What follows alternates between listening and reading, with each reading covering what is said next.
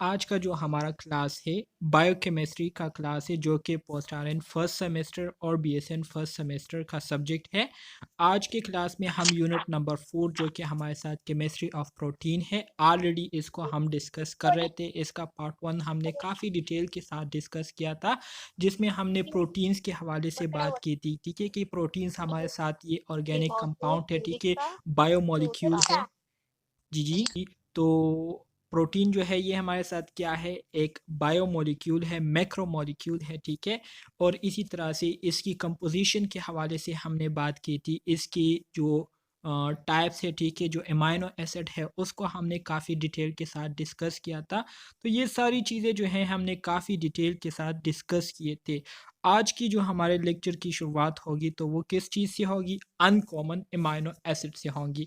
अगर आपको याद हो तो हमारा जो आखिरी टॉपिक था वो कौन सा था, वो हमारे साथ पायरोलोसिन था, जो कि हमारे साथ क्या है, जो कि हमारे साथ अनस्टैंडर्ड अमाइनो एसिड है। और इसका एक बहुत ही इम्पोर्टेंट रोल है किस चीज़ में, स्टॉप कोडॉन बनाने में, ठीक है। स्टॉप कोडॉन के हवाले से मैंने आपको बताया भी था कि स्टॉप कोडॉन ये वो अमाइनो एसिड होते हैं जब हमारी बॉडी में मज़ीद अमाइनो एसिड को बनाने की ज़रूरत नहीं होती, तो फिर ये अमाइनो एसिड क्या होते हैं, प्रोड्यूस होते हैं, बनते हैं। और यही अमाइनो एसिड जब प्रोड्यूस होते हैं तो यही अमाइनो एसिड एक ख़ास तरह के सिग्नल्स हमारे बॉडी सेल्स को देते हैं, ठीक है, राइबोसोम्स को देते हैं, जो कि क्या करते हैं, मुख्तलिफ़ किस्म की प्रोटीन्स अमाइनो एसिड को बनाने में इंपॉर्टेंट रोल प्ले करती है। तो राइबोसोम्स को जब ये मैसेजेस मिल जाते हैं स्टॉप कोडॉन के, ठीक है, तो वो समझ जाते हैं कि हमारे बॉडी को अब मज़ीद अमाइनो एसिड, मज़ीद प्रोटीन्स की ज़रूरत नहीं रही। तो फिर वो राइबोसोम मज़ीद अमाइनो एसिड या प्रोटीन्स जो है नहीं बनाती। तो पायरोलिसिन के हवाले इसके हवाले से हमने लास्ट क्लास में काफ़ी डिटेल के साथ बात की थी, ठीक है। अब आ जाते हैं अनकॉमन अमाइनो एसिड्स की तरफ। अनकॉमन अमाइनो एसिड जो है ज़्यादातर ये हमारे साथ वो अमाइनो एसिड्स होते हैं जो कि स्टैंडर्ड अमाइनो एसिड से बने हुए होते हैं। स्टैंडर्ड अमाइनो एसिड्स की तादाद आप लोगों के साथ कितनी होती है, अगर किसी को याद हो तो बता सकते हैं। 20, बिल्कुल, वेरी 21, गुड। 20 20। टोटल जो है हमारे साथ जो स्टैंडर्ड अमाइनो एसिड है वो 20 है। मतलब 22 होते हैं जिसमें स्टैंडर्ड 20 है और नॉन स्टैंडर्ड जो है वो 2 अमाइनो एसिड है, ठीक है। ऑलरेडी मैंने आपको काफ़ी अच्छे तरीके से वो बताया था, आप लोगों को याद करवाया था। सो जो अनकॉमन अमाइनो एसिड है ये वो अमाइनो एसिड्स होते हैं जो कि स्टैंडर्ड अमाइनो एसिड से बने होते हैं, ठीक है। तो स्टैंडर्ड अमाइनो एसिड क्या करती है, स्टैंडर्ड अमाइनो एसिड से जो दूसरे अमाइनो एसिड्स बनते हैं तो उसको हम अनकॉमन अमाइनो एसिड कहते हैं, ठीक है। मिसाल के तौर पर यहाँ पर आपको कहा गया है कि mostly derivative of standard amino acid. Derivatives का क्या मतलब है, डेरिवेटिव्स का मतलब ये है कि वो अमाइनो एसिड जो कि स्टैंडर्ड अमाइनो एसिड्स के ज़रिए बनती है, ठीक है, तो उसको हम क्या कहते हैं, उसको हम डेरिवेटिव्स कहते हैं। तो ज़्यादातर जो डेरिवेटिव्स है, ठीक है, स्टैंडर्ड अमाइनो एसिड्स के, तो उसको हम अनकॉमन अमाइनो एसिड कहते हैं। इसमें आपके साथ पायरोलिसिन भी आ जाते हैं और इसके साथ साथ सिलिनोसिस्टीन, ये दोनों जो है आपके पास इन अनकॉमन अमाइनो एसिड में आते हैं, ठीक है। क्यों, क्योंकि ये आपके पास अनस्टैंडर्ड अमाइनो एसिड है। इसी तरह से 4 हाइड्रोक्सी पायरोलिन ये आपके पास किस चीज़ से बनते हैं, ये आपसी के पास पायरोलिन से बनते हैं। पायरोलिन के हवाले से अगर आपको याद हो तो मैंने आपको बताया था कि ये एक एक्सेप्शनल अमाइनो एसिड है। जितने भी हमारे साथ स्टैंडर्ड अमाइनो एसिड है तो उसका जो जनरल स्ट्रक्चर मैंने आपको बताया था कि सेंट्रल कार्बन होता है हमारे साथ सी, ठीक है, और सेंट्रल कार्बन के राइट साइड पर आपके पास कार्बोक्सिलिक एसिड ग्रुप होता है और इसी तरह से लेफ्ट साइड पर क्या होता है, अमाइनो ग्रुप होता है, NH2 ग्रुप होता है। लेकिन पायरोलिन ये वाहिद अमाइनो एसिड है जिसमें ये स्ट्रक्चर, ये सीक्वेंस जो है ये क्या होता है, ये चेंज होता है, ये नहीं होता, ठीक है, डिफरेंट होता है। तो पायरोलिन जो है ये इससे क्या बनता है, इससे 4 हाइड्रोक्सी पायरोलिन बनते हैं और 4 हाइड्रोक्सी पायरोलिन क्या है, ये आपके पास अनकॉमन अमाइनो एसिड है, ठीक है। और इसी तरह से ये प्लांट सेल वॉल के प्रोटीन्स में पाए जाते हैं और इसके साथ साथ ये जो है कोलेजन में भी पाए जाते हैं, ठीक है। कोलेजन में आपके पास फाइब्रस प्रोटीन्स है जो कि क्या करती है, कनेक्टिव टिश्यूज को बनाने में इंपॉर्टेंट रोल प्ले करती हैं। मेरी बात की समझ आ रही है अब स्टूडेंट्स को? Yes sir. Okay, very good.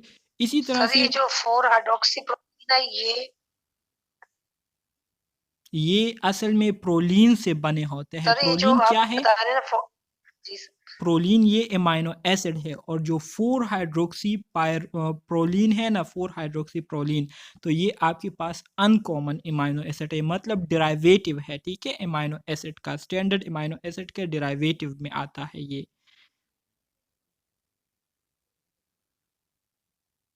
जी आप कुछ कह रही थी ना, वो दूसरा एमाइनो एसिड जो प्रोलीन से बनते हैं तो वो 4 हाइड्रोक्सी प्रोलीन है। मतलब ये है कि ये proline amino acid 4 hydroxyl group के साथ रिएक्शन करती है, उसके साथ बॉन्डिंग करती है, तो इससे क्या बन जाता है, 4 हाइड्रोक्सी प्रोलीन बन जाता है। मतलब प्रोलीन में हमारे साथ जो हाइड्रोक्सिल ग्रुप होता है, ठीक है, कार्बन नंबर 4 पर, तो उसके साथ क्या करता है, ये बॉन्डिंग कर लेता है और इसी तरह से इससे बन जाता है 4 हाइड्रोक्सी प्रोलीन। सही है। इसी तरह से 5 हाइड्रोक्सी लाइसिन जो यस है, सर। 5 हाइड्रोक्सी लाइसिन जो है, ये लाइसिन एमाइनो एसिड से बनते हैं। और ये लाइसिन एमाइनो एसिड किस में होते हैं, ये लाइसिन एमाइनो एसिड कोलेजन में पाए जाते हैं, वहां पर ये होते हैं। सही है।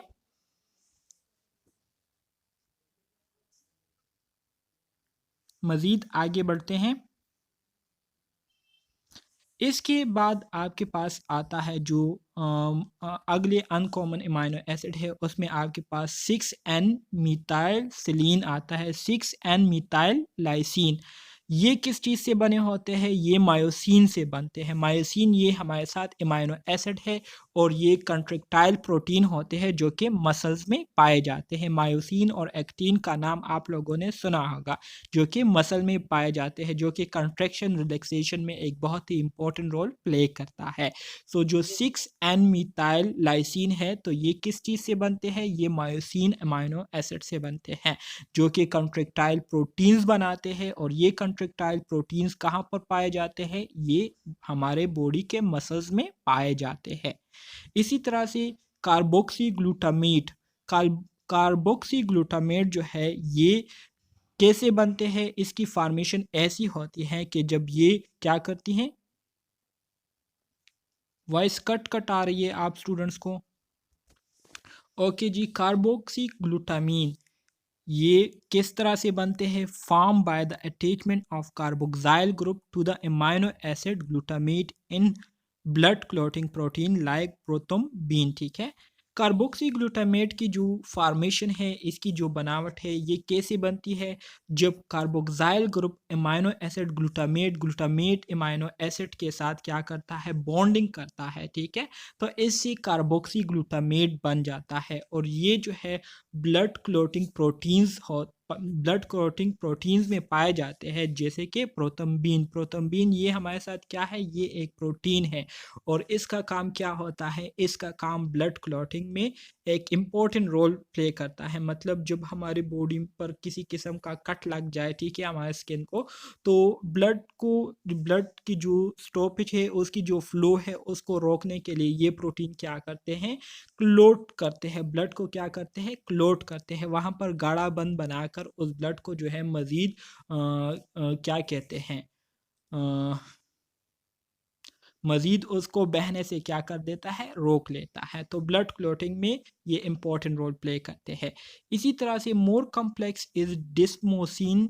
डिस्मोसिन जो है, ये भी हमारे साथ क्या है, एक अनकॉमन इमाइनो एसिड है, या डेरिवेटिव आपको आप इसको कह सकते हैं। डिस्मोस डिस्मोसिन जो है, ये अ डेरिवेटिव और 4 लाइसिन रेजिड्यू, मतलब ये 4 लाइसिन के रेजिड्यू से मिलकर क्या होते हैं, बनते हैं, जो कि कहाँ पर पाए जाते हैं, फाइब्रस प्रोटीन इलास्टिन में पाए जाते हैं, ठीक है। तो ये सिंपल अनकॉमन इमाइनो एसिड थे जो कि आप लोगों को याद होने चाहिए, ठीक है। एमसीक्यूज पॉइंट ऑफ व्यू से इससे एमसीक्यूज आ सकता है। अब न्यूट्रिशनल क्लासिफिकेशन, प्रोटीन्स की न्यूट्रिशनल क्लासिफिकेशन करेंगे कि हमारे साथ कौन से प्रोटीन्स है, ठीक है, कैसे प्रोटीन्स है जी। कंटिन्यू करते हैं। सो हमारे पास, जैसे कि आप सबको पता है कि स्टैंडर्ड अमाइनो एसिड कितने हैं, ओनली 20 स्टैंडर्ड अमाइनो एसिड है, सिर्फ 20 स्टैंडर्ड अमाइनो एसिड है। सो इस क्लासिफिकेशन के मुताबिक अमाइनो एसिड की जो डिवीजन हुई है तो वो क्या है, essential and non essential amino acid है। हमारे साथ दो तरह के अमाइनो एसिड होते हैं। न्यूट्रिशनली अगर हम अमाइनो एसिड की क्लासिफिकेशन करें तो दो तरह की अमाइनो एसिड है, एक इसेंशियल अमाइनो एसिड है, एक नॉन इसेंशियल अमाइनो एसिड है। इसेंशियल अमाइनो एसिड्स ये वो अमाइनो एसिड्स होते हैं जो कि हमारी बॉडी इसको नहीं बनाती, ठीक है। ये बायोजेनिक अमाइनो एसिड नहीं है। बायोजेनिक से मुराद ये है कि हमारी बॉडी इसको खुद नहीं बना सकती। इसको हासिल करने के लिए हमें ऐसा खुराक लेना पड़ेगा जिसमें ये अमाइनो एसिड पाए जाते हैं और यही खुराक से हमारे ये इसेंशियल अमाइनो एसिड की जो ज़रूरत है पूरी होती है, ठीक है। नॉन इसेंशियल अमाइनो एसिड ये वो अमाइनो एसिड होते हैं जिसको हमारी बॉडी बजाते खुद क्या करती है, बनाती है। इसेंशियल अमाइनो एसिड की जो तादाद है वो आपके पास 9 है और जो नॉन इसेंशियल अमाइनो एसिड है जो कि हमारी बॉडी उसको खुद बनाती है उसकी तादाद कितनी है टोटल, उसकी तादाद टोटल 11 है। तो एमसीक्यूज पॉइंट ऑफ व्यू से ये पॉइंट्स आप लोगों को याद रखने चाहिए। ये आगे आने वाला भी है लेकिन मैं आपको जनरल ओवरव्यू दे रहा था। अब यहाँ पर बात करते हैं, एन इसेंशियल अमाइनो एसिड या indispensable amino acid is an amino acids that can not be synthesized de novo synthesis of complex molecule from simple molecule by the humans therefore must be supplied in the diet, ठीक है।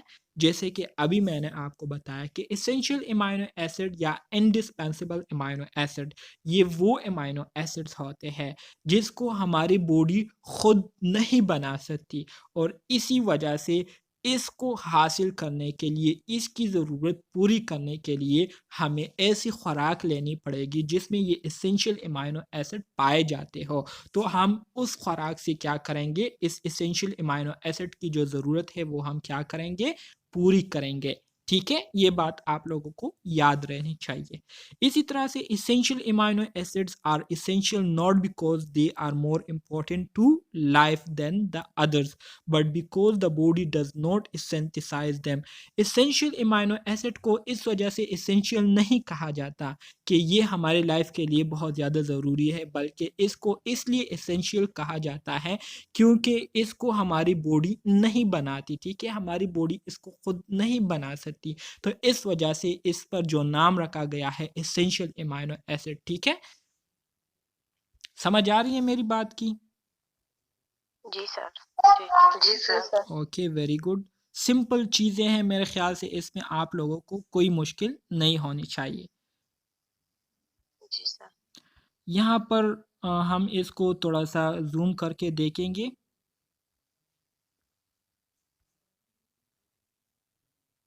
अच्छा जी, essential and non essential amino acid के हवाले से कुछ information है, तो यहाँ पर मैं थोड़ा सा और इसको जूम करता हूँ।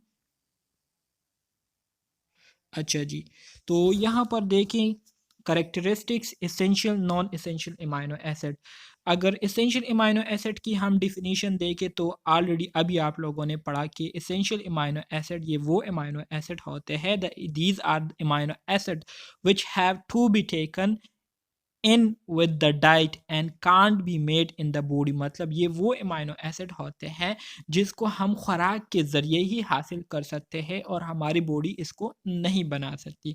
Non essential amino acid, these are amino acid which do not have to be taken in with the diet and can be made in the body. मतलब ये वो अमाइनो एसिड होते हैं जिसको हासिल करने के लिए हमें ऐसा खुराक नहीं लेना पड़ता है जिसमें ये अमाइनो एसिड होते हैं, क्योंकि हमारी बॉडी इसको खुद बनाने की काबिलियत रखती है। तो ज़रूरी नहीं कि हम ऐसा खुराक लें जिसमें ये नॉन एसेंशियल अमाइनो एसिड हो। ठीक है? क्योंकि हमारी बॉडी इसको खुद बना सकती है, तो फिर हमें ऐसे डाइट लेने की ज़रूरत नहीं है। एसेंशियल अमाइनो एसिड की अगर हम तादाद की बात करें, तो एसेंशियल अमाइनो एसिड आपके पास कितने होते हैं? एसेंशियल अमाइनो एसिड की जो तादाद है वो आपके पास टोटल कितने हैं? 9 है, ठीक है? इसी तरह से non essential amino acid total 11 है, सही है?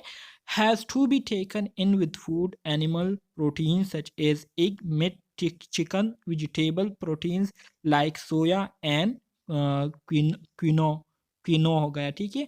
जो एसेंशियल अमाइनो एसिड है, तो ये मुख्तलिफ किस्म के फूड में पाया जाता है, जैसे कि एग्स में जो कि प्रोटीन्स है एग में पाया जाता है, मीट गोश्त में पाया जाता है, चिकन में, वेजिटेबल प्रोटीन में ये क्या होता है, पाया जाता है। इसी तरह से जो नॉन एसेंशियल अमाइनो एसिड है can be manufacture in the body from carbohydrate, body जो है ये इसको कार्बोहाइड्रेट से बनाती है, ठीक है? और दूसरे अमाइनो एसिड से इसको क्या करती है, बनाती है, जो कि हमारे बॉडी में तादाद मिकदार में जो है पाए जाते हैं, ठीक है? और इसी तरह से इसको हासिल करने के लिए हमें कोई ऐसा खुराक जो है वो लेने की ज़रूरत नहीं है जिसमें ये मौजूद हो, सही है? इसकी फंक्शन के हवाले से अगर हम बात करें, तो जो एसेंशियल अमाइनो एसिड है, ठीक है, इसके फंक्शन में क्या होता है? Build and repair muscle tissue, precursor molecule for the formation of many neurotransmitters in the nervous system. Essential amino acid का एक फंक्शन ये है कि ये क्या करता है, हमारे जो मसल टिश्यूज़ है उसको बनाने में और उसको रिपेयर करने में इम्पॉर्टेंट रोल प्ले करती है। इसके साथ साथ हमारे नर्वस सिस्टम के जितने भी न्यूरोट्रांसमीटर्स हैं, जैसे कि सेरोटोनिन हो गए, ठीक है, गामा अमीनो ब्यूटेरिक एसिड हो गए, ठीक है, डोपामीन हो गए, ये क्या है, ये न्यूरोट्रांसमीटर है। तो इन न्यूरोट्रांसमीटर को बनाने में भी इन प्रोटीन्स का बहुत ज़्यादा इम्पोर्टेंट रोल है। इसके अलावा जो नॉन एसेंशियल अमाइनो एसिड होते हैं, तो form other substances in the body can be use to provide energy. ये मुख्तलिफ सब्सटेंसेस जो है हमारे बॉडी में बनाती हैं, और वो सब्सटेंसेस जो है हम एनर्जी को प्रोवाइड करने के लिए यूज़ कर सकते हैं, मतलब हमारी बॉडी को वो सब्सटेंसेस क्या करती है, एनर्जी प्रोवाइड करती हैं। इसी तरह से अगर नॉन एसेंशियल और एसेंशियल अमाइनो एसिड की डिफिशिएंसी हो जाए हमारे बॉडी में, तो इससे क्या होगा? सो डिफिशिएंसी में इससे क्या-क्या प्रॉब्लम हमें फेस करने पड़ सकते हैं? तो can occur if your diet is inequitable, lack of neurotransmitter in the nervous system and a weakened immune system due to the few antibodies being formed, ठीक है? अगर हमारे बॉडी में एसेंशियल अमाइनो एसिड जो है वो सफिशिएंट अमाउंट में ना हो, काफ़ी मिकदार में ना हो, तो इससे एक मसला तो ये होगा कि हमारे नर्वस सिस्टम के लिए न्यूरोट्रांसमीटर जो है वो फिर प्रॉपर अमाउंट में नहीं होंगे, जिसकी वजह से हमारा ब्रेन जो है वो फिर प्रॉपर तरीके से काम नहीं कर पाएगा। इसी तरह से हमारा जो इम्यून सिस्टम है वो इनसफिशिएंट हो जाएगा, ना काफ़ी हो जाएगा। क्यों? क्योंकि इन एसेंशियल अमाइनो एसिड हमारे बॉडी में नहीं होंगे, जिससे हमारा इम्यून सिस्टम क्या होता है, उसको एनर्जी मिलती है, वो जो है उसमें इम्प्रूवमेंट आती है, ठीक है? एंटीबॉडीज़ उससे बनते हैं, तो जब एसेंशियल अमाइनो एसिड नहीं होंगे तो एंटीबॉडीज़ ज़्यादा नहीं बनेंगे, एंटीबॉडीज़ ज़्यादा नहीं बनेंगे, तो ऑटोमेटिकली हमारा इम्यून सिस्टम क्या हो जाएगा, कमज़ोर हो जाएगा, वीक हो जाएगा। इसी तरह से अगर हमारे बॉडी में नॉन एसेंशियल अमाइनो एसिड की कमी हो जाए, ठीक है, वैसे कमी जो है बहुत कम ही हमारे बॉडी में इसे नॉन एसेंशियल अमाइनो एसिड की जो कमी है वो बहुत रेयर होती है, मतलब इसके कुछ कुछ केसेस जो है वो देखने को मिलते हैं, क्योंकि हमारी बॉडी इसको ख़ुद बनाने की काबिलियत रखती है, तो इस वजह से इसके केसेस इतने ज़्यादा जो है वो रिपोर्ट नहीं होते, ठीक है? लेकिन अगर कभी कमी वाक़या हो जाए, ठीक है, किस वजह से, भूख की वजह से आप मुसलसल भूखे रहते हैं, ठीक है, या इलनेसेस की वजह से, तो फिर क्या होता है, प्रीमेच्योर इन्फेंट, इसकी वजह से प्रीमेच्योर इन्फेंट जो है वो क्या हो सकते हैं, premature infant can have problem with detoxifying ammonia. जो प्रीमेच्योर इन्फेंट होते हैं तो उनको डिटॉक्सिफाइंग एमोनिया का प्रॉब्लम जो है हो सकता है, मतलब उनमें जो एमाइनो ग्रुप होते हैं, ठीक है, वो क्या हो जाते हैं, डिटॉक्सिफाइड हो जाते हैं, मतलब वो नोशियस हो जाते हैं, ठीक है, और वो फिर उस प्रीमेच्योर इन्फेंट को क्या करती है, नुकसान पहुंचाती है, ठीक है? तो ये नुकसानात होते हैं इसके ना होने की वजह से, ठीक है, एसेंशियल और नॉन एसेंशियल अमाइनो एसिड के ना होने की वजह से। तो ये एक सिंपल ओवरव्यू थी जो कि मैंने आप स्टूडेंट्स के साथ शेयर की। अब यहाँ पर मज़ीद अगर आप देखें तो वही बातें यहाँ पर दोबारा से जो है आपको मेंशन की गई है, लेकिन यहाँ पर हम थोड़ा सा इसको दोबारा से रिव्यू करेंगे।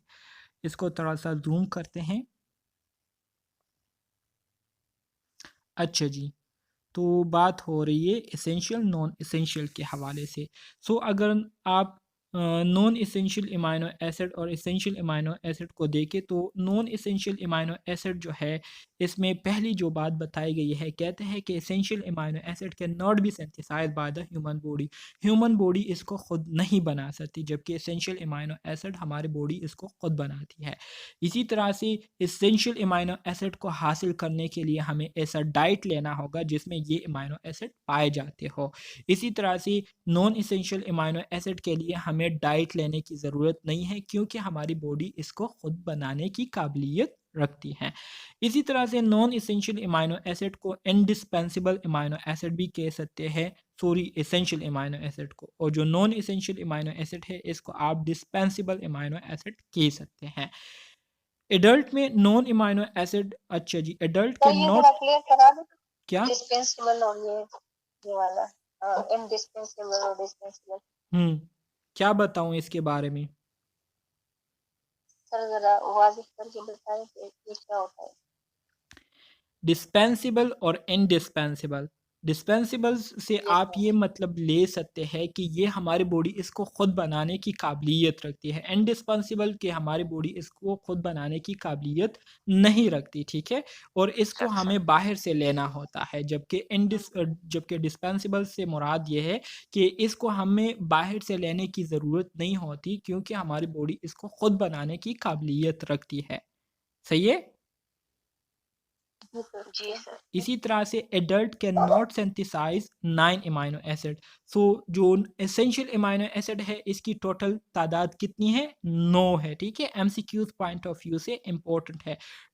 जो एसेंशियल अमाइनो एसिड है इसकी टोटल 9 तादाद है, ठीक है, टोटल ये हमारे साथ तादाद में 9 होते हैं। सो हमारी बॉडी जो है इसको बनाने की काबिलियत नहीं रखती, जबकि 11 अमाइनो एसिड जो है ये हमारे साथ नॉन एसेंशियल अमाइनो एसिड होते हैं, जो कि हमारी बॉडी इसको क्या करती है? बनाती हैं।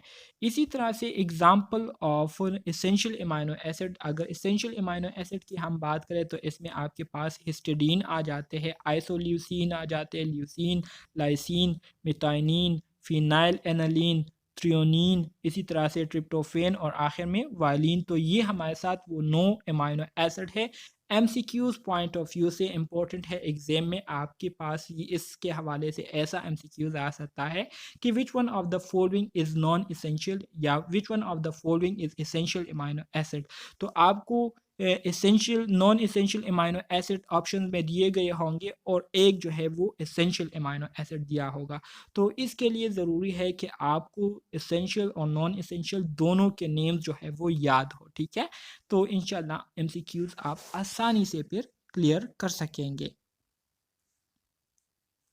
देखिए, मैं एमसीक्यूज बनाकर साथ ही इसलिए शेयर करता हूँ ताकि आप लोगों को कुछ आइडिया हो जाए और आप लोगों का जो माइंड है वो बन जाए एमसीक्यूज के हवाले से, कि इस तरह के क्वेश्चन जो है वो एग्ज़ाम में हमसे पूछ सकते हैं। तो जैसे मैं आपको एमसीक्यूज बना कर देता हूँ, तो इस एक एमसीक्यूज से आप एक एट टाइम जो है आप 10-15 एमसीक्यूज जो है वो बना सकते हैं, अगर आप कोशिश करें। तो इंशाल्लाह अगर आप कोशिश करेंगे तो आपको बहुत ज़्यादा आसानी होगी। Amino acid as source of other compound. अब अमाइनो एसिड जो कि इससे दूसरे चीज़ें बनती है, ठीक है, तो वो कौन सी चीज़ें हैं जो कि अमाइनो एसिड क्या करती है? बनाती है। तो सबसे पहले हम बात करेंगे किस चीज़ की? सबसे पहले हम बात करेंगे टायरोसिन की। टायरोसिन ये एक अमाइनो एसिड है, is the source of a group of excitatory neurotransmitters and hormones called catechols amine, ठीक है। सबसे पहली बात तो टायरोसिन के हवाले से आप लोगों ने ये याद रखनी है कि टायरोसिन अमाइनो एसिड ये वो अमाइनो एसिड है जो कि हमारे जो नर्वस सिस्टम है उसमें एक्साइटेटरी न्यूरोट्रांसमीटर्स को बनाने में एक इम्पॉर्टेंट रोल प्ले करती है, और इसके साथ साथ कुछ ख़ास किस्म के हार्मोन्स बनाने में भी इसका एक बहुत ही अहम किरदार है। और वो कौन से हार्मोन्स हैं जो कि इससे बनते हैं, तो वो आपके पास केचिकोज एमीन है। केचिकोज एमीन में आपके पास जो इमरजेंसी हार्मोन जिसे कहते हैं, जिसमें आपके पास एड्रेनलिन, नॉन एड्रेनलिन या एपिनेफ्रिन, नॉन एपिनेफ्रिन आते हैं, ठीक है। और इसके साथ साथ डोपामीन, तो इनको बनाने में टायरोसिन अमीनो एसिड का एक बहुत ही इम्पोर्टेंट रोल है। सही है।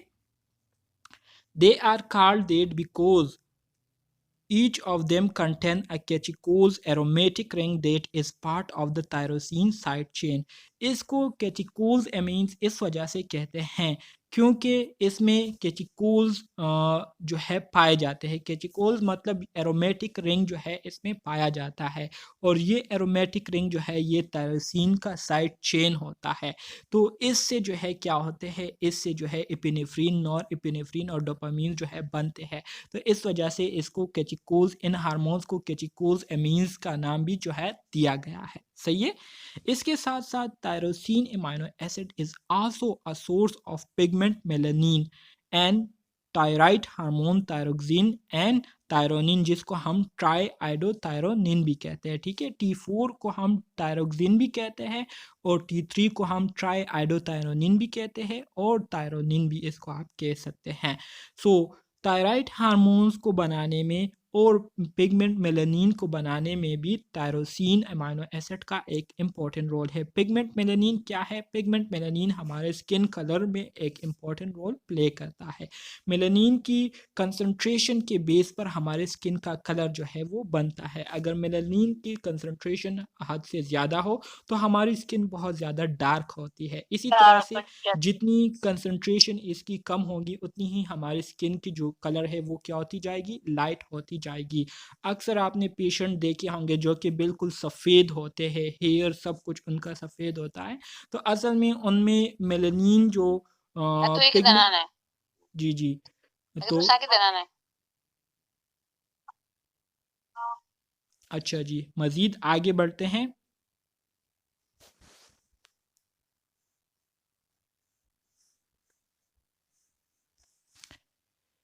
करोगे काइंडली ये माइक ऑफ करें।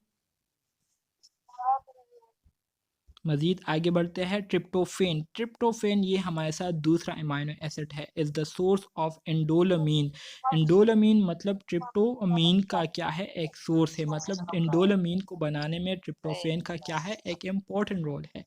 That is biogenic amine containing the indole ring of tryptophan side chain। ठीक है, ये हमारे साथ एक बायोजेनिक एमीन है। बायोजेनिक से मुराद ये है कि हमारी बॉडी जो है इसको खुद बनाने की काबिलियत रखती है।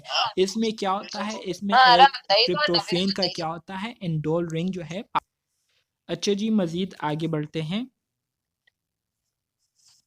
The most well-known indole amine is the neurotransmitter serotonin, involve in the regulation of mood, appetite and sleep. ठीक है, अब हमारे साथ जो मोस्ट वेल नोन, जो जाना पहचाना एंडोलमीन है, ठीक है, वो हमारे साथ न्यूरो ट्रांसमीटर सेरोटोनिन है। सेरोटोनिन का आप सब ने नाम सुना होगा, ठीक है। इसका एक बहुत ही इम्पोर्टेंट रोल होता है हमारे मूड को चेंज करने में, ठीक है, हमारे भूख को लाने में। मतलब जब हमें भूख लगती है तो भूख को फील करने में सेरोटोनिन न्यूरोट्रांसमीटर का एक बहुत ही इम्पोर्टेंट रोल होता है। इसी तरह से हमें जब स्लीप आती है तो स्लीप के आने में भी सेरोटोनिन न्यूरोट्रांसमीटर का एक बहुत ही इम्पोर्टेंट रोल होता है। तो सेरोटोनिन न्यूरोट्रांसमीटर जो है ये किससे बनते हैं? ये ट्रिप्टोफेन अमीनो एसिड से बनते हैं, ठीक है। इसके अलावा अनदर वेल नोन एंडोलमीन, जो दूसरा हमारे साथ एंडोलमीन है, मतलब ट्रिप्टोफेन अमीनो एसिड से जो बने हुए हैं, ठीक है, वो क्या है? मेलाटोनिन। मेलाटोनिन ये आपके पास दूसरा न्यूरोट्रांसमीटर है। इसका भी एक बहुत ही इम्पोर्टेंट रोल है हमारा जो सर्केडियन रिदम है, मतलब जो 24 आवर साइकिल होता है, तो 24 आवर साइकिल के दौरान हम कितने आवर सोते हैं, कितने आवर जो है जागे रहते हैं। तो इसको रेगुलेट करने में मेलाटोनिन हार्मोन जो है ये क्या करता है, ये एक बहुत ही इम्पोर्टेंट रोल प्ले करता है। ठीक है, तो ये चीज़ें जो है सिंपल बातें हैं और सिंपल तरीके से मैं आप लोगों को जो है बता रहा हूँ, ताकि आप लोग जो है आसानी से इसको समझ सके। तो आप लोगों ने बिल्कुल इसी तरीके से याद करना है जैसे मैं आप लोगों को बता रहा हूँ। ओके जी, तो स्टार्ट करते हैं। Histidine is the source of histamine. Histidine जो है ये हमारे साथ दूसरे क्या है, दूसरे कंपाउंड है जो कि हिस्टामीन अमाइनो एसिड से बनते हैं। हिस्टिडीन क्या करते हैं, ये लोकल मीडिएटर से, मीडिएटर से मुराद लोकल मीडिएटर है किस चीज़ के, इन्फ्लेमेशन के and immune responses to certain pathogens. मतलब ये है कि हमारे बॉडी में किसी किस्म के फॉरेन पार्टिकल जब एंटर होते हैं तो उसकी आइडेंटिफिकेशन में और इसके साथ साथ जो प्रोटेक्टिव रिस्पॉन्स हमारे बॉडी प्रोड्यूस करता है, ठीक है, जब किसी किस्म के फॉरेन पार्टिकल हमारे बॉडी सेल्स पर, टिश्यूज़ पर अटैक करते हैं, तो इन्फ्लेमेशन को प्रोड्यूस करने में भी हिस्टिडीन का क्या होता है, एक इम्पॉर्टेंट रोल होता है। तो हिस्टिडीन किस चीज़ से बनते हैं, हिस्टिडीन जो है ये हिस्टामीन अमाइनो एसिड से क्या होते हैं, बनते हैं। ठीक है, इसी तरह से glutamate is the source of gamma amino butyric acid. Glutamate से क्या बनते हैं, ग्लूटामेट से गाबा अमीनो ब्यूटेरिक एसिड बनते हैं, और गाबा जो है ये आपके पास एक मेजर इनहिबिटरी ब्रेन न्यूरोट्रांसमीटर है। ठीक है, इसका एक बहुत ही इम्पोर्टेंट फंक्शन है। इंशाल्लाह फार्माकोलॉजी में हम इसको डिटेल के साथ पढ़ेंगे, तो वहाँ पर आप लोगों को ये सारी चीज़ें पानी की तरह क्लियर हो जाएगी। इसी तरह से glutamate along with glycine and cysteine also create a tripeptide glutathione, a compound that fight oxidative stress caused our body by free radicals। ठीक है, ग्लूटामेट जो कि एक अमाइनो एसिड है, जब ये ग्लाइसिन अमाइनो एसिड और सिस्टीन अमाइनो एसिड के साथ कंबाइन हो जाती है, तो ये 3 पेप्टाइड ग्लूटाथाइन जो है बना लेती है। ठीक है, जिसमें 3 पेप्टाइड बॉन्ड्स होते हैं। ठीक है, और ग्लूटाथाइन जो है ये हमारे साथ एक ऐसा कंपाउंड है जब हमारे बॉडी में फ्री रेडिकल्स की वजह से ऑक्सीडेटिव स्ट्रेस प्रोड्यूस होता है, एबनॉर्मेलिटी प्रोड्यूस होती है, तो इस एबनॉर्मेलिटी को ख़त्म करने के लिए ये ग्लूटाथाइन क्या करती है, एक इम्पोर्टेंट रोल प्ले करती हैं। मज़ीद आगे बढ़ेंगे। Production of amino acid from other amino acids और कंपाउंड। अमाइनो, अभी जितने भी हमने बातें की, मतलब एक अमाइनो एसिड से जो दूसरे अमाइनो एसिड्स बनते हैं, डेरिवेटिव्स बनते हैं, तो उसके बारे में आप बात करेंगे कि कौन से अमाइनो एसिड कौन से दूसरे डेरिवेटिव्स जो है वो क्या करती है, बनाती हैं। तो इसमें अगर पहले नंबर पर आप देखें तो पायरुवेट से जो है एलेनिन अमाइनो एसिड बनती है। इसी तरह से पायरुवेट से जो है वालिन हो गया, ल्यूसीन हो गया, आइसोल्यूसिन जो कि सिर्फ बैक्टीरिया और प्लांट्स में पाए जाते हैं, ये बनते हैं। ठीक है, इसी तरह से जो ब्रांच कीटो एसिड है, तो ब्रांच कीटो एसिड कौन से अमाइनो एसिड बनाते हैं, वायलिन, ल्यूसीन और आइसोल्यूसिन को बनाते हैं। ठीक है, इसी तरह से जो अल्फा कीटो ग्लूटारेट है ये क्या करती है, ये ग्लूटामेट अमाइनो एसिड को बनाती है। हिस्टिडीन जो है ये ग्लूटामेट अमाइनो एसिड को बनाती है। ग्लूटामेट से जो है ग्लूटामीन, प्रोलीन और अर्जिनिन अमाइनो एसिड क्या होते हैं, बनते हैं। इसी तरह से ऑक्सो ऑक्सो ऑक्सो ऑक्सोलो एसिटेट जो है ये एस्पर्टेट को प्रोड्यूस करती है। एस्पर्टेट से जो है एस्परजिनीन अमाइनो एसिड बनते हैं। एस्पर्टेट से जो है मेथानिन, थ्रियोनिन, आइसोल्यूसिन जो कि सिर्फ बैक्टीरिया और प्लांट्स में पाया जाता है, ये बनते हैं। ठीक है, तो सिंपल चीज़ें हैं, जस्ट आप लोगों ने 2-3 बार इसको रिवाइज करना होता है। ठीक है, इस पर अगर आप लोग रट्टा लगाते हैं या इसको जो है 2-3 बार आप लोग लिख कर इसको कर लेते हैं, तो ये आपको याद हो जाएगा। इसी तरह से ribose 5 phosphate plus glutamine combine होकर क्या करती है, हिस्टिडीन अमाइनो एसिड को बनाती है। इसी तरह से 3 फोस्फोग्लिसरेट से सीरीन अमाइनो एसिड बनती है, हाइड्रोक्सी पायरोवेट से सीरीन अमाइनो एसिड बनते हैं, ग्लाइसिन से सीरीन अमाइनो एसिड बनते हैं जो कि सिर्फ ह्यूमंस में बनते हैं, ग्लूटाथाइन से सीरीन अमाइनो एसिड बनते हैं जो कि ह्यूमंस में होते हैं सिर्फ। इसी तरह से सीरीन अमाइनो एसिड से ग्लाइसिन और सिस्टीन अमाइनो एसिड बनते हैं, ग्लाइऑक्सिलेट से ग्लाइसिन अमाइनो एसिड बनते हैं, आइसोसिट्रेट से ग्लाइसिन अमाइनो बनते हैं और एस्कॉर्बिक एसिड से ग्लाइसिन अमाइनो एसिड जो है क्या होते हैं, बनते हैं। सही है।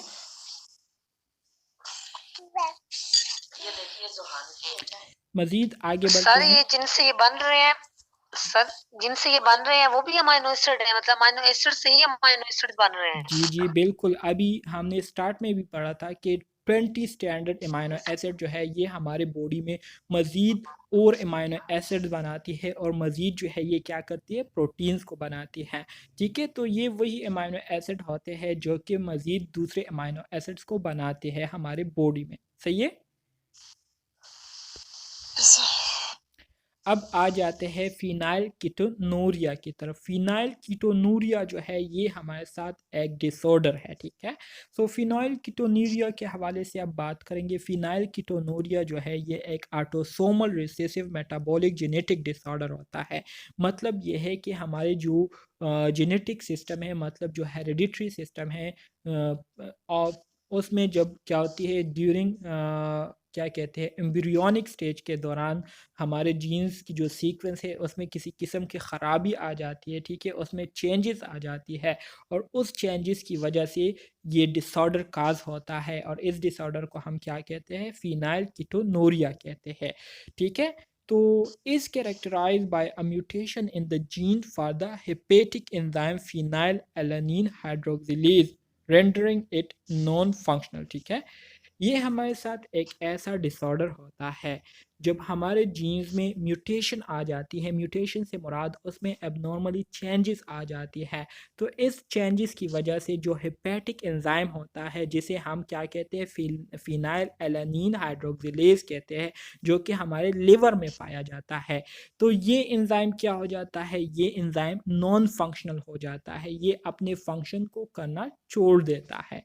अब ये एंजाइम क्या है, this enzyme is necessary to metabolise the amino acid phenylalanine to the amino acid tyrosine. ये फिनाइल एनालीन हाइड्रोक्सिलेज जो कि हमारे लिवर में पाया जाता है, फिनाइल कीटोनूरिया डिसऑर्डर की वजह से ये एंजाइम क्या करता है, ये एंजाइम जो है फिर फिनाइल एलानीन को क्या कर देता है, इसको मेटाबोलाइज करना छोड़ देता है। ठीक है, इसका मेटाबोलाइज, इसकी ब्रेकडाउन होना बहुत ज़्यादा ज़रूरी होती है क्योंकि डिसऑर्डर काज हुआ होता है। ठीक है, एबनॉर्मेलिटी आई हुई होती है। तो इस खराबी की वजह से ये फिनाइल एलानीन हाइड्रोक्सिलेज इस अमाइनो एसिड फिनाइल एलानीन को जो है अमाइनो एसिड टायरोसिन में कन्वर्ट करने के काबिल नहीं रहती। ठीक है, और इसी तरह से ये डिसऑर्डर काज हो जाता है।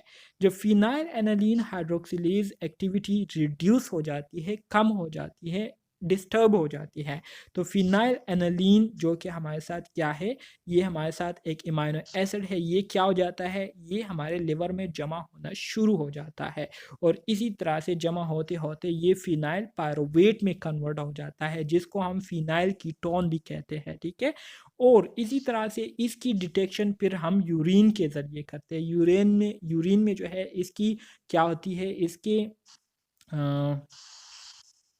इसके ट्रेसेस जो है वो फाइंड आउट हो जाते हैं। तो उससे जो है हमें फिर पता चलता है कि हमारी बॉडी में जो फिनाइल पायरोवेट है उसकी कंसंट्रेशन काफ़ी ज़्यादा हो चुकी है, नॉर्मल से ज़्यादा हो चुकी है।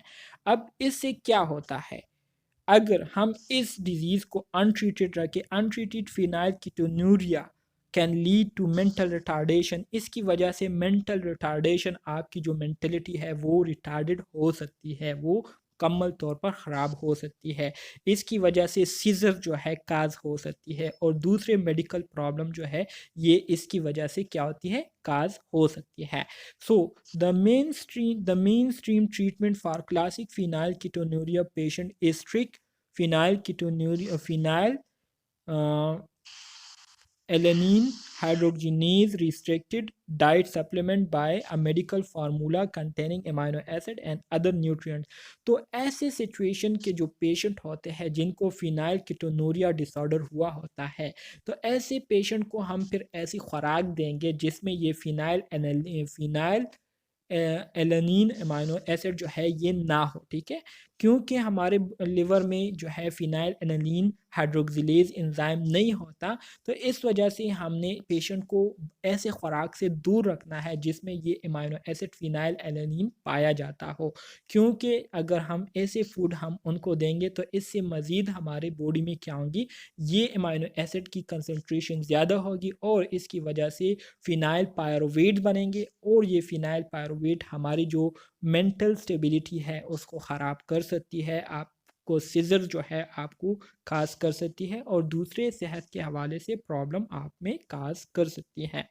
एमसीक्यूज पॉइंट ऑफ व्यू से ये टॉपिक भी इम्पोर्टेंट है।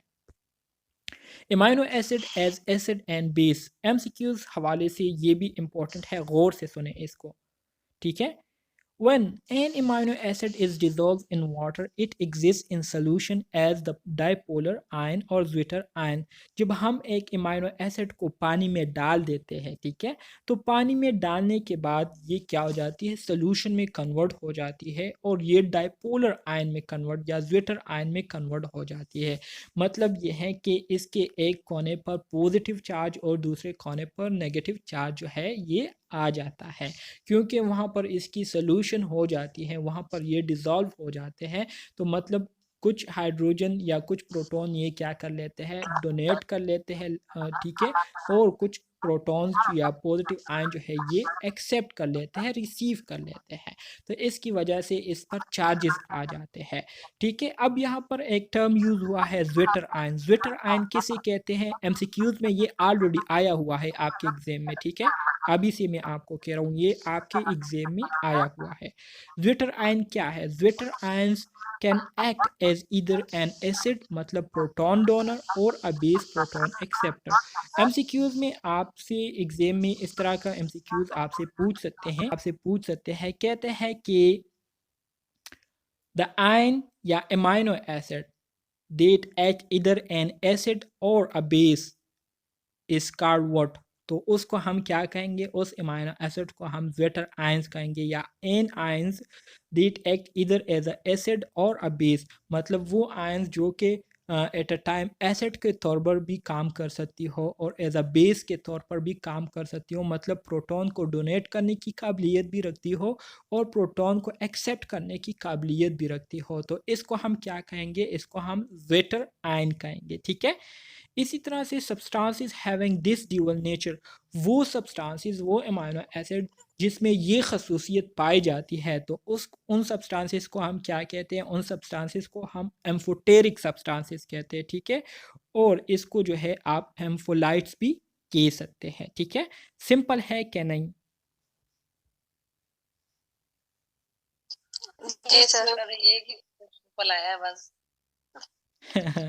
तोबा तोबा, कोई बात नहीं है, इसको जब आप 2-3 दफ़ा एक बार और देखेंगे गौर के साथ तो इंशाल्लाह आपको ये पानी की तरह आसान हो जाएंगी। तो जर्नल स्ट्रक्चर जो कि ऑलरेडी मैंने आपको बताया था कि जो अमाइनो एसिड का जर्नल स्ट्रक्चर है उसमें एक आपके पास अल्फ़ा कार्बन होता है जिसके राइट साइड पर आपके साथ कार्बोक्सिलिक ग्रुप होता है, लेफ़्ट साइड पर आपके पास अमाइनो ग्रुप होता है, ऊपर आपके पास हाइड्रोजन एटम होती है और नीचे आपके पास अल्काइल ग्रुप होता है CH3 जो कि चेंज होता रहता है, ठीक है।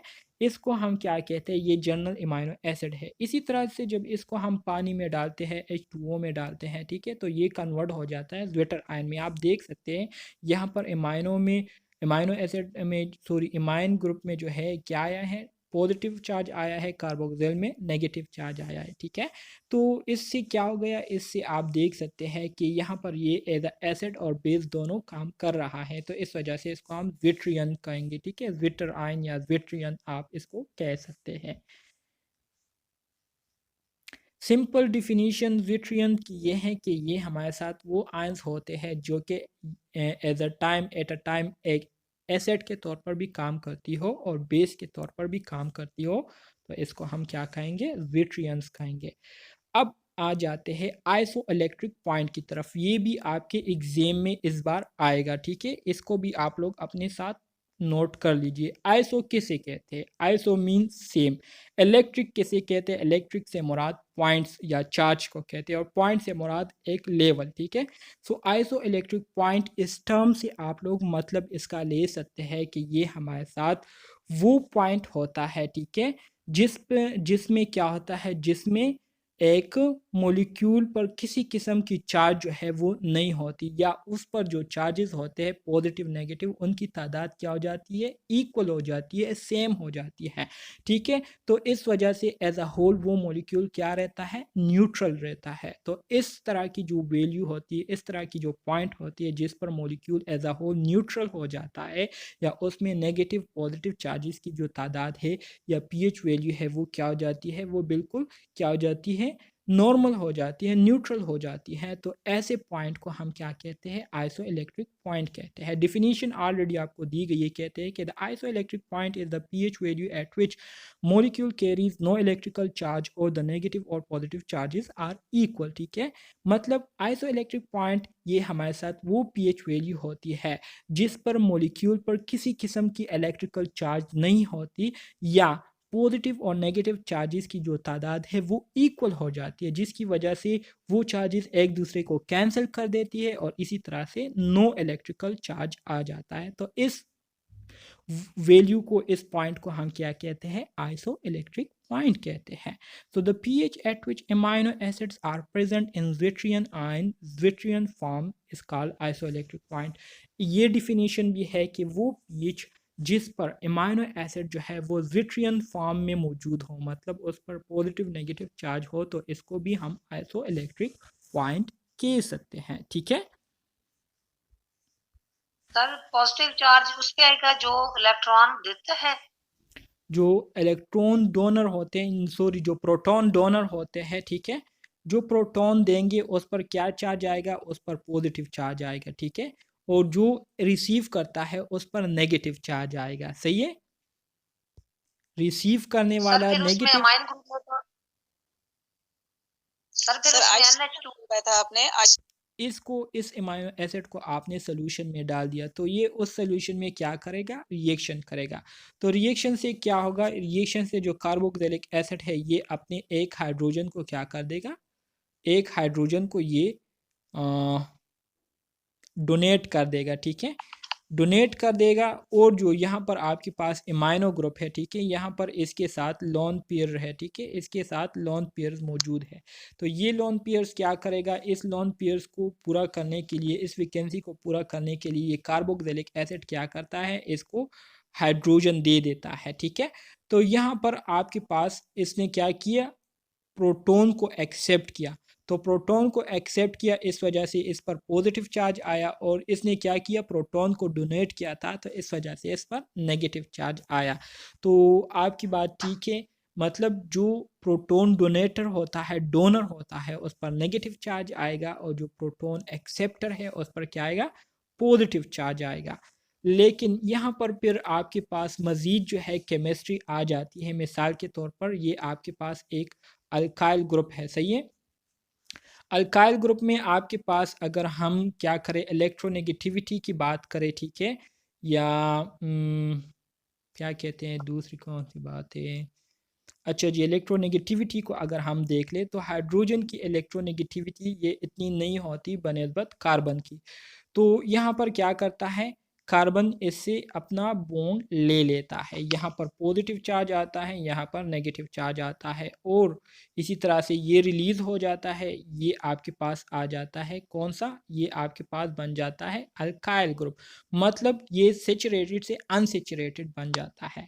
तो अब आपने मुझे जो है केमिस्ट्री में धकेल दिया, और आप जो है चीज़ों को मुश्किल बना रहे हैं, तो मैं यहाँ पर स्टॉप कर देता हूँ। लेकिन आपकी बात ठीक है, जो प्रोटॉन डोनर होता है, ठीक है, उस पर नेगेटिव चार्ज आएगा, और जो प्रोटॉन एक्सेप्टर है उस पर क्या आएगा, पॉजिटिव चार्ज आएगा, सही है। बॉन्ड की तरफ, तो पेप्टाइड बॉन्ड का तो ऑलरेडी मैंने आपको स्टार्ट में ही बताया था, ठीक है। पेप्टाइड बॉन्ड क्या होते हैं, ये हमारे साथ a covalent bond joining the alpha amino group of one amino acid to the carboxyl group of another with the loss of water. Peptide bond ये कब बनते हैं? जब एक अमाइनो एसिड का जो अमाइनो ग्रुप होता है, मिसाल के तौर पर ये आपके पास एक अमाइनो एसिड है, इसका ये अमाइनो ग्रुप, ये एक हाइड्रोजन ये वाला हो गया और एक हाइड्रोजन ये वाला, ये एक अमाइनो एसिड का अमाइनो ग्रुप हो गया, ठीक है। और इसी तरह से दूसरे अमाइनो एसिड का जो कार्बोक्साइल ग्रुप होता है, यहाँ पर एक कार्बन COOH, अच्छा जी, यहाँ पर ये डबल बॉन्ड ऑक्सीजन हो गया, ठीक है, और इसी तरह से OH हो गया। तो इसके साथ क्या होता है, जब अमाइनो ग्रुप एक अमाइनो एसिड का जो अमाइनो ग्रुप है, ठीक है, वो क्या करता है, बॉन्डिंग करता है दूसरे अमाइनो एसिड के कार्बोक्सिल ग्रुप के साथ, ये हाइड्रोजन इस हाइड्रोक्सिल ग्रुप के साथ बॉन्डिंग करता है, तो इससे क्या बनता है, इसके दरमियान एक बॉन्ड बनती है, तो उस बॉन्ड को हम क्या कहते हैं, पेप्टाइड बॉन्ड कहते हैं। और इसके साथ साथ H2O जो है ये क्या होता है, रिलीज होता है। तो पेप्टाइड बॉन्ड जो है इस तरह से बनता है। अगर आप लोगों को कुछ समझ आई हो इसके बारे में तो आप बता सकते हैं, वरना दोबारा से मैंने ये स्ट्रक्चर बना देना है।